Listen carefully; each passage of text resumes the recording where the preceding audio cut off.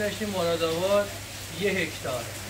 این زمین واقعا افتاده بود به خاطر کم‌آبی. داداش پیشنهاد داد گفت یه گل محمدی بزنیم. بعد برج 2 اون بود. برج 2 رفتیم 1000 تا نهال خریدیم، آوردیم و جواشو آماده کردیم و نهالا رو زدیم. نهالا رو زدیم، شروع کردیم به آب دادن و یه تا برج فروردین سال 99 ما دیدیم گل اون دست اومد. یعنی گلایی که کاشته بودیم کمابیش گل داشت. بعد گفتیم گل رو به کی بدیم و چه کار کنیم؟ زنگ زدیم به اون بنده خدایی که گل بهمون داده بود، کاشان. و اگر شما بتونید یه دیگ تهیه کنید، گلابش رو بگیرید انگار 2 تا باغ دارید. گلابش رو بگیرید انگار 2 تا باغ دارید. تو چی پادرش رفتیم کاشون دیگ بخریدیم، واقعا گرونه. یه دیگ تقریبا 20 تومن در میاد. بعد اون بنده خدا اونجا با اگه شما دیگ داشته باشید من براتون در و دسته و اینا رو درست کنم. این دیگو داداش داشت.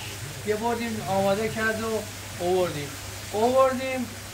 سال اول اونجا یه انباری داریم، تو انباری گلاب میگرفتیم. خیلی سخت بود برای خنک کردن.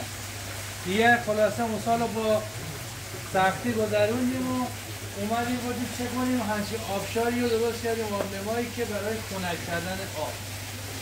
بعد که کارمون رو افتاد بودیم خب چه خوبه که کنارش عرقای دیگه هم بگیریم مثل نعنا. رفتیم یه دیگه تهیه کردن.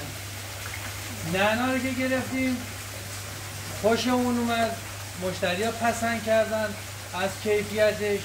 همینجور که به الان رسیدیم نزدیک 60 مدل عرقیجات داره تولید میکنیم که قریب بر 30 مدلش رو خودمون کشت میکنیم. یعنی از تولید به مصرف، یعنی کلا ارگانیکه.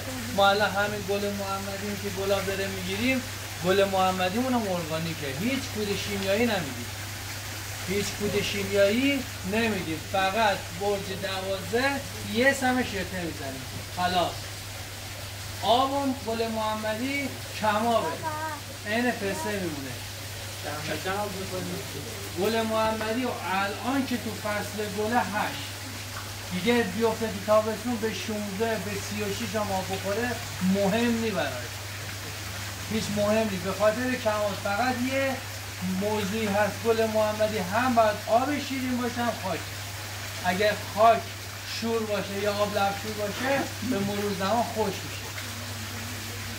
بعد گلو که ما صبح کارگران میبریم میاریم گل اینجا، این دیک 20 کیلو گل میگیره.